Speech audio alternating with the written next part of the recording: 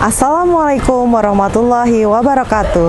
Perkenalkan, saya Prawatya Ido Nurhayati, Sarjana Hukum Magister Kenotaritan sebagai dosen tetap non-PNS pada Fakultas Hukum Universitas Brawijaya Kota Malang. Saya bergabung di Fakultas Hukum Universitas Brawijaya Kota Malang sebagai home base sejak tahun 2016 dengan nomor induk dosen nasional 0011048704. Pada kesempatan kali ini, saya akan membuat video pengenalan diri dosen Unjuk Kerja Tridharma Perguruan Tinggi atau PDD UKTPT dalam bidang pengajaran sebagai salah satu instrumen penilaian sertifikasi dosen 2025. Mata kuliah Hukum Perjanjian dan Jaminan adalah salah satu mata kuliah yang saya ajar selama beberapa tahun ini berdasarkan prinsip delivery, interaction, dan assessment. Mata kuliah ini adalah salah satu mata kuliah wajib bagi mahasiswa yang telah lulus mata kuliah prasyarat yaitu Hukum Perdata. Bersifat lanjutan yang berisi azas, teori, konsep-konsep teoritik, dan praktis di bidang hukum perdata material mengenai ketentuan umum hukum perjanjian yang membahas mengenai pendahuluan, unsur-unsur, jenis-jenis berlakunya, saat lahirnya perjanjian, syarat sah perjanjian, akibat hukum perjanjian yang dibuat sah, tahapan-tahapan dalam perjanjian, perjanjian baku, azas-azas, dan macam-macam perjanjian bernama maupun tidak bernama, serta merupakan mata kuliah yang membahas tentang hukum jaminan secara keseluruhan yang terbagi menjadi jaminan umum dan jaminan khusus. Pembahasan akan dimulai dengan pendahuluan, penggolongan lembaga jaminan, hak-hak yang memberi jaminan, dan macam lembaga jaminan khusus seperti bortoh, gadai, fidusia, kredit verban, hipotek, hak tanggungan, dan resi gudang, hingga pada perkembangan masing-masing lembaga jaminan. Mata kuliah Hukum Perjanjian dan Jaminan ini memiliki 4 SKS dengan jumlah pertemuan sebanyak 28 kali pertemuan, terdiri dari 26 pertemuan tatap muka di kelas, 1 kali ujian tengah semester, dan 1 kali ujian akhir semester. Mata kuliah ini akan diajar oleh 2 orang dosen, di mana dosen pertama akan mengajar dari awal sampai dengan ujian tengah semester, sedangkan dosen kedua akan mulai mengajar setelah selesai ujian tengah semester sampai dengan ujian akhir semester. Mata kuliah ini dapat mulai diambil pada mahasiswa dengan tingkat semester 3 ke atas. Capaian pembelajaran mata kuliah pada hukum perjanjian dan jaminan. Yang pertama adalah mahasiswa mampu menjelaskan pengetahuan tentang aspek teori dan norma hukum perjanjian dan jaminan.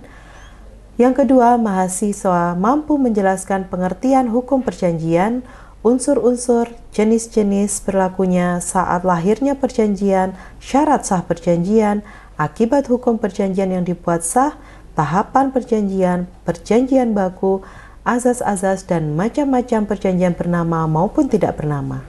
Yang ketiga, mahasiswa mampu menjelaskan pengertian hukum jaminan, penggolongan lembaga jaminan, hak-hak memberi jaminan, dan macam lembaga jaminan khusus seperti bortoh, gadai, fidusia, kredit verban, hipotek, hak tanggungan, dan resi gudang. Yang keempat, mahasiswa mampu menjelaskan dan menganalisa perjanjian bernama dan tidak bernama serta implementasi dalam praktek. Yang kelima, mahasiswa mampu menjelaskan dan menganalisa macam-macam lembaga jaminan serta implementasinya dalam praktek. Yang keenam, mahasiswa mampu menunjukkan sikap bekerja sama dan bertanggung jawab dalam pekerjaan sesuai bidang keahliannya. Dan yang ketujuh, mahasiswa mampu mengkomunikasikan pemikiran logis, kritis, dan sistematis dalam konteks pengembangan dan atau implementasi hukum perjanjian dan jaminan secara lisan dan tertulis. Referensi pada mata kuliah Hukum Perjanjian dan Jaminan ini antara lain adalah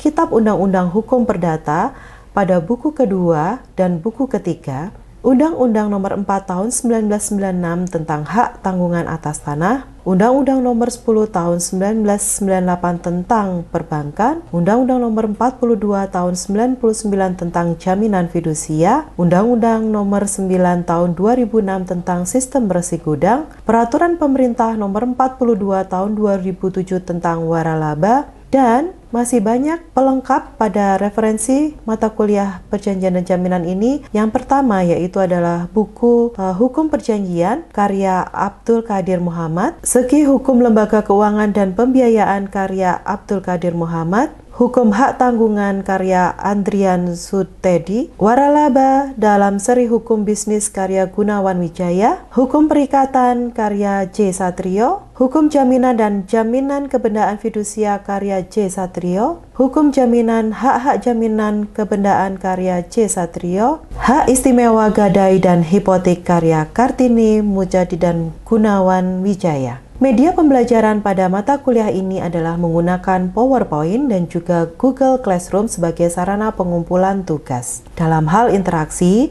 mahasiswa dapat berinteraksi dengan dosen pada saat pertemuan tatap muka di kelas. Selain itu, interaksi juga dapat terjadi antar mahasiswa ketika ada penugasan secara kelompok berupa proyek presentasi yang berisikan materi disertai contoh kasus yang ada di sekitar. Penilaian atau asesmen pada kuliah ini berdasarkan pada nilai tugas terstruktur 1, nilai ujian tengah semester, nilai tugas terstruktur 2, dan ujian akhir semester. Penilaian juga didukung dengan presentasi tingkat kehadiran mahasiswa dan juga keaktifan mahasiswa dalam mengikuti perkuliahan. Selanjutnya akan saya tampilkan video pembelajaran berupa tatap muka di kelas pada mata kuliah Hukum Perjanjian dan Jaminan. Bismillahirrahmanirrahim. Assalamualaikum warahmatullahi wabarakatuh. Waalaikumsalam warahmatullahi wabarakatuh. Oke, selamat siang mahasiswa. Kita ketemu lagi ya di mata kuliah yang berbeda begitu ya. Kali ini ketemu dengan Bu Iit di mata kuliah Hukum Perjanjian dan Jaminan ya. Absen sudah saya buka secara online, silakan diklik dulu di gapuranya, silakan absen dulu secara online. Bu Iit tunggu, jangan sampai ada yang terlewat sehingga tidak dianggap masuk.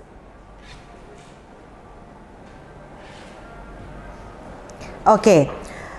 Kita di kelas Hukum Perjanjian, artinya kalian sudah lulus di mata kuliah sebelumnya yang berkaitan dengan hukum perjanjian, yaitu adalah hukum perdata. Nilainya bagus-bagus, hukum perdatanya lumayan lah ya. Kalau nggak bagus nggak akan ada di kelasnya Bu Iit ya. Jadi hari ini hukum perjanjian dan jaminan nanti akan dibagi, di mana hukum perjanjian itu di awal sampai nanti dengan UTS, kemudian hukum jaminan nanti setelah UTS sampai dengan UAS. Nah, di dalam hukum perjanjian ini itu seperti kelanjutan begitu ya. Ketika kemarin di kelas hukum perdata kalian sudah mendapatkan hukum perikatan, sehingga di hukum perjanjian ini kalian akan belajar lebih dalam lagi apa sih itu perikatan, apa sih itu perjanjian, begitu ya. Bisa kita mulai ya. Oke. Bawa BW-nya, jangan sampai lupa dibawa BW-nya. Oke. Pertama kali silakan lihat di pasal 1313 BW terkait dengan definisi perjanjian. Masih ingatkah hukum perjanjian atau perikatan itu di buku keberapa di BW? Ketiga. Oke, silakan dibuka. Oke, dibuka di pasal 1313. Ada yang mau bantu saya untuk membacakan pasal 1313? Silakan, Mbak. Pasal 1313 yaitu suatu perjanjian adalah suatu perbuatan dengan mana satu orang atau lebih mengikatkan dirinya terhadap satu orang lain atau lebih. Oke, good. Terima kasih, Mbak. Jadi, bisa dilihat ya di pasal 1313, suatu perjanjian adalah suatu perbuatan dengan mana satu orang atau lebih mengikatkan dirinya terhadap satu orang atau lebih. Tapi kenapa kok slide-nya Bu Iit itu suatu persetujuan bukan suatu perjanjian? Nah, ini yang harus kalian ingat bahwa kita, hukum di negara kita adalah hukum yang kita sadur dari negara Belanda. Sehingga di dalam kitab Undang-Undang Hukum Perdata itu adalah kitab yang kita sadur dari kitab undang-undang yang ada di Belanda, yaitu BW, ya kan, Bulgarian Wet Book, di mana kemudian beberapa tokoh menafsirkan BW itu menjadi beberapa kata, padahal sebenarnya pemahamannya sama. Maka beberapa tokoh ada yang menafsirkan dia perikatan, ada yang menafsirkan dia perjanjian, ada yang menafsirkan dia persetujuan. Tapi di negara kita hanya mengambil dua tafsiran, yaitu adalah perikatan dengan perjanjian. Saya ulangi lagi tadi, suatu perbuatan dengan mana satu orang atau lebih mengikatkan dirinya terhadap satu orang atau lebih. Kira-kira pasal ini sudah bisa mendefinisikan belum sih apa itu perjanjian? Menurut kalian kira-kira apakah sudah tercangkup begitu ya, bahwa perjanjian itu adalah definisinya ini? Kurang ya kayaknya. Kenapa? Karena ada beberapa kritik di dalam pasal 13.13. Oke, kenapa kok di pasal 13.13 ini dianggap seperti belum mendefinisikan apa sih itu perjanjian? Karena ada beberapa kritik di dalamnya. Hanya ada kata suatu perbuatan dengan mana satu orang atau lebih mengikatkan dirinya terhadap satu orang atau lebih. Itu saja. Bagaimana dengan ranahnya? Perjanjian itu ada di dalam ranah harta kekayaan, tapi tidak disebutkan di definisi di pasal 13.13 ini. Bagaimana dengan para pihaknya? Hanya disebutkan saja para pihaknya di situ, tapi tidak disebutkan para pihak ini ngapain gitu ya kan? Perbuatan yang apa gitu. Padahal dalam perjanjian ketika para pihak itu melakukan perbuatan hukum begitu ya, maka dia akan menimbulkan suatu prestasi, sesuatu yang dituju dalam suatu perjanjian, yaitu adalah suatu prestasi. Sehingga kemudian beberapa tokoh hukum menyempurnakan dalam pasal 13.13 itu menjadi definisi perjanjian yang lebih sempurna, yaitu definisi perjanjian adalah perbuatan hukum di antara dua pihak mengenai harta kekayaan di mana pihak yang satu memiliki hak dan yang lain berkewajiban atas suatu prestasi. Kira-kira di definisi ini sudah lebih jelas atau belum terkait dengan perjanjian? Tentu lebih jelas ya kan? Ada berapa hal yang harus diperhatikan di dalam definisi ini? Pertama, yang harus kalian garis bawahi itu adalah terkait dengan perbuatan hukum. Kemudian yang kedua, apa yang bisa digaris bawahi? Yaitu adalah terkait dengan harta kekayaan. Yang ketiga, apa yang bisa digarisbawahi? Adanya hak dan kewajiban yang harus dilakukan oleh para pihaknya. Dan yang keempat, yang harus digarisbawahi adalah prestasi. Prestasi di sini bukan juara 1, 2, 3 ya kan? Prestasi di sini adalah bahasa hukum di mana prestasi itu adalah tujuan dari suatu perjanjian itu dilakukan. Oke, ini tadi yang saya jelaskan ya unsurnya. Sistematika di dalam hukum perikatan silahkan nanti dicek di BW-nya masing-masing begitu ya. Ada di buku ke-3, di situ ada 18 bab. Bab yang pertama terkait dengan ketentuan umum, bab yang kedua terkait dengan perikatan yang lahir dari perjanjian, bab yang ketiga yaitu adalah perikatan yang lahir dari undang-undang, bab yang keempat itu adalah hapusnya perikatan, dan kemudian ada bab ketentuan khusus dan ketentuan umum. Nah, dalam suatu perjanjian kalian harus ingat ada unsur-unsur yang harus ada. Ada 3 unsur di situ. Yang pertama yaitu adalah unsur atau bagian esensialia, yang kedua adalah naturalia, dan yang ketiga adalah aksidentalia. Apa sih unsur esensialia gitu ya?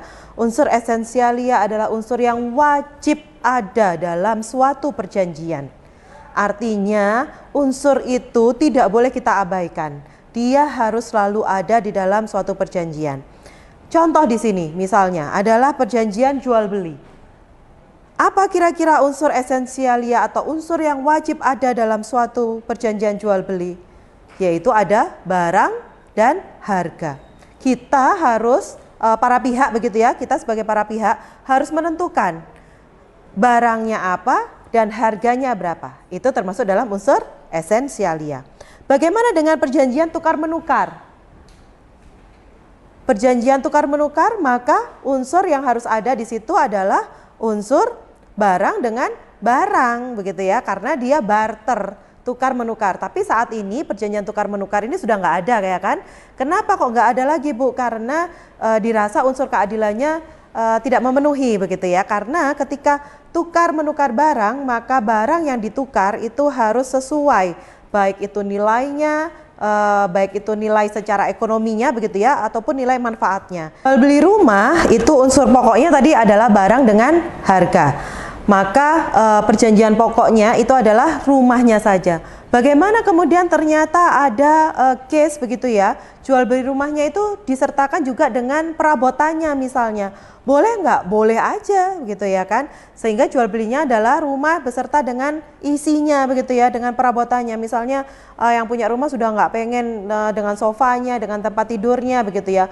Boleh saja, tapi isi dari rumah itu masuknya ke bagian yang tambahan atau aksidentalia.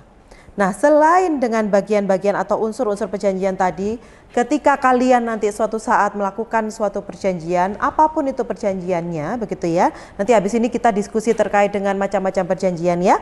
Kalian harus memperhatikan terkait dengan syarat sah perjanjian. Coba dibuka di pasal 1320 BW-nya, di situ ada 4 syarat sah perjanjian. Yang pertama, sepakat. Yang kedua, cakap. Yang ketiga, hal tertentu. Dan yang keempat adalah kausa yang halal. Lagi-lagi syarat sah yang keempat itu adalah syarat sah yang termasuk dalam yang berkaitan dengan objeknya. Apa sih kausa yang halal? Maka objeknya itu tidak boleh melanggar undang-undang, tidak boleh melanggar kesusilaan, dan tidak boleh melanggar ketertiban umum. Tidak hanya itu saja, objek atau sesuatu yang diperjanjikan itu dia juga tidak boleh dalam suatu sengketa. Jadi misalnya dia objeknya masih dalam permasalahan begitu ya, dia ada sengketa di situ. Misalnya biasanya kalau sengketa itu waris gitu ya, biasanya masih diperebutkan objeknya, itu pun juga tidak boleh dijadikan objek dalam suatu perjanjian. Bagaimana ketika syarat syarat objek ini tidak dipenuhi oleh para pihak, maka perjanjiannya batal demi hukum. Hakim boleh atau berwenang mengucapkan pembatalannya meskipun tidak diminta oleh para pihaknya. Sehingga ketika kemudian ada case begitu ya yang diajukan kepada pengadilan, kemudian hakim melihat oh ya ini memang tidak memenuhi syarat objeknya begitu ya, syarat sah perjanjiannya yang terkait dengan objek tidak memenuhi, maka walaupun para pihaknya tidak meminta untuk dibatalkan, hakim berwenang untuk membatalkan. Sampai di sini ada yang mau ditanyakan? Saya Bu, saya ingin bertanya terkait tadi syarat sah perjanjian yang terdapat pada pasal 1320 KUH Perdata atau BW, yang salah satu syaratnya adalah suatu hal tertentu yang dimaksud ini adalah objek. Namun bagaimana jika objek tersebut sedang dalam sengketa, apakah sah perjanjian tersebut? Oke, terima kasih pertanyaannya Mas Hussein ya. Ya betul Bu. Oke, bagaimana kalau barangnya atau objeknya itu dalam sengketa? Tadi Bu Yud sempat bilang ya kalau dalam waris gitu ya kan, dia masih jadi rebutan. Nah biasanya kalau waris itu lebih ke tanah begitu ya atau rumah, biasanya itu masih diperebutkan oleh ahli warisnya. Apalagi kalau misalnya ahli warisnya banyak begitu ya, lebih dari satu ahli warisnya, itu pasti apalagi kalau nggak akur gitu ya, antara saudara nggak akur, biasanya kemudian terjadi perebutan. Nah biasanya objek yang jadi sengketa ini tidak boleh dia dijadikan objek dalam suatu perjanjian, baik itu diperjualbelikan, baik itu dia dihibahkan begitu ya, baik itu dia dikontrakkan gitu, disewakan, itu nggak bisa. Objek yang bisa dibuat untuk perjanjian, dia harus jenisnya jelas begitu ya. Kemudian kapan objek itu dijadikan perjanjian itu juga harus jelas begitu, jumlahnya juga harus jelas, dan yang paling penting itu tadi tidak boleh dalam sengketa. Kenapa begitu? Kalau objek yang masih dalam sengketa itu tetap dijadikan objek perjanjian, biasanya nanti akan merugikan para pihak yang berkaitan di perjanjian tersebut. Ada lagi yang mau bertanya? Izin bertanya, Bu. Silahkan. Bagaimana apabila unsur naturalia diperjanjikan sendiri oleh para pihak, Bu? Oke, terima kasih. Ketika kemudian unsur naturalia itu kan sebenarnya unsur yang nggak perlu diperjanjikan, tapi dia sudah pasti melekat gitu ya di perjanjian itu. Tapi bagaimana Bu, misalnya unsur naturalia itu juga disepakati oleh para pihak? Boleh-boleh aja. Kenapa? Karena ini di poin yang ketiga perlu diingat bahwa di buku ketiga BW dia sifatnya terbuka, artinya orang boleh membuat perjanjian selain yang sudah ditentukan oleh undang-undang. Beda dengan di buku ke-2 BW yang dia tertutup, sehingga apa-apa yang diperjanjikan ya sudah harus yang ada di undang-undang itu. Di buku ketiga kita boleh menentukan isi dari perjanjian kita. Ingat azas kebebasan berkontrak, bahwa kita boleh menentukan isiannya selain yang sudah ditentukan oleh undang-undang. Jadi boleh-boleh aja, Mbak. Oke, sebelum kita akhiri kuliah kita diskusi sebentar gitu ya. Boleh dibagi menjadi berapa kelompok supaya mudah tempat duduknya, masing-masing langsung satu kelompok gitu ya. Kita diskusikan kira-kira menurut kalian ada berapa macam sih jenis perjanjian? Ada berapa macam jenis perjanjian? Silakan didiskusikan, nanti kita bahas bersama, oke? Jadi kira-kira apa yang sudah ditemukan? Ada berapa perjanjian? Ada perjanjian bernama dan tidak bernama. Apa contohnya perjanjian bernama? Perjanjian jual beli boleh. Terus ada hibah. Kalau perjanjian tidak bernama? Sewa guna usaha boleh. Banyak ya kan, kalau yang tidak bernama artinya dia tidak ditentukan oleh undang-undang. Perjanjian kredit, perjanjian kerja, perjanjian waralaba, itu adalah perjanjian-perjanjian baru. Bagaimana kira-kira ke depan, Bu? Boleh nggak kita bikin perjanjian apapun yang kita butuhkan? Boleh-boleh aja begitu ya kan? Perjanjian mungkin 5 tahun ke depan atau 10 tahun ke depan ada perjanjian baru yang bisa kalian buat, boleh-boleh saja, asal unsur dari perjanjian dan syarat sah perjanjiannya tidak boleh terlewat. Oke, saya rasa perkuliahan kita hari ini cukup ya kan. Kita lanjutkan minggu depan, silakan dipelajari di rumah terkait dengan azas perjanjian. Nanti kita akan bahas minggu depan di kelas berikutnya. Terima kasih atas perhatiannya. Sehat selalu. Wassalamualaikum warahmatullahi wabarakatuh. Waalaikumsalam warahmatullahi wabarakatuh.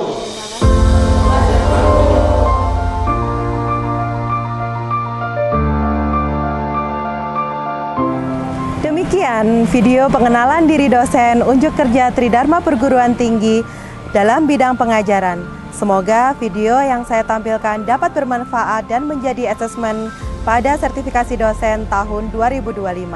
Assalamualaikum warahmatullahi wabarakatuh.